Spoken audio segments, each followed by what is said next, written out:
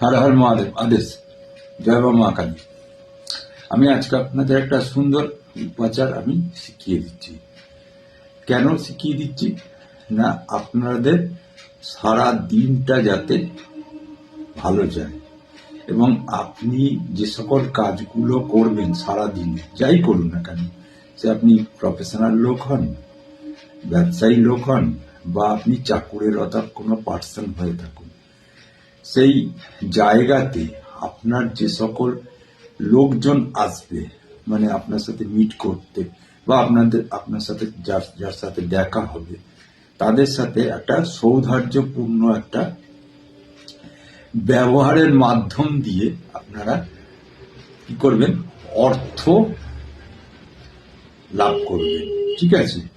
আচ্ছা, শুধু তাই নয়, আপনার যে সারাদিন কাজ করতে গিয়ে নানা রকম বাধা বিঘ্ন এসে যায় জীবনে, এবং সেই বাধা বিঘ্নের জন্য অনেক সময় মানে সেই দিনের কাজটা হয়তো আপনাদের সাকসেস হয় না, সেই জায়গাটায় দাঁড়িয়ে আপনাদের সর্ব কাজে সফলতা আসবে এবং আপনার এই মুখের বাণীতে একটা যে যোগাযোগের সৃষ্টি হবে লোকের সাথে, এই বাণী কিন্তু আপনার একটা আকর্ষণ এবং বশীকরণ শক্তি বৃদ্ধি পাবে লোকের ওপরে। ঠিক আছে? লোক যাতে আপনার অতি আকর্ষিত বশীকরণ হয়ে থাকে। তো কি করতে হবে, আপনারা ফার্স্ট মর্নিং যখন ঘুম থেকে উঠবেন, বিছানায় বসেই করে ফেলবেন, কোনো আপত্তি নেই, কিন্তু করতে হবে 6টার আগেই করতে হবে। ঠিক আছে? 6টা বেজে গেলে হবে না। কিন্তু আপনারা পূর্ব দিকে মুখ করে বসে পড়ুন। ঠিক আছে? বসে আপনারা প্রভু গণেশ দেবতার গায়ত্রী মন্ত্র জপ করে নিন। প্রথমে ধ্যান করে নেবেন, ওম বক্রতুণ্ড মহাকায় সূর্যকোটি সমপ্রভ নির্বিঘ্নং কুরু দেওয়া সর্বকার্যেষু সর্বদা।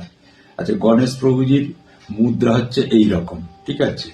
এই মুদ্রায় ধ্যানটা করে নেবেন, নিয়ে গায়ত্রী জপ করবেন 10 বার। প্রথমে ওম তৎপুরুষায় বিদ্মহে বক্রতুণ্ডায় ধীমহি তন্নদন্তি প্রচোদয়াৎ। এইবারে মন্ত্র জপ করবেন ওম গাং গণপতায় নমঃ। এটা করবেন 108 বার। আবারও 10 বার গায়ত্রী জপ করবেন। গায়ত্রী জপ করে আপনি প্রভুকে যখন আপনার প্রার্থনার কথা জানাবেন, তখন এইভাবে হাতটাকে দেবেন, মানে এটা হচ্ছে ওনার মুদ্রা দিয়ে প্রার্থনা করে তারপরে আপনি নমস্কার করে আপনি যা যা বিছানা থেকে উঠে পড়ুন, তারপরে প্রাতঃকৃত্য করুন। এইটা করুন ফার্স্ট মর্নিং, দেখবেন সমস্ত জিনিস শুভ হয়ে যাবে। হরি ওম তৎসৎ।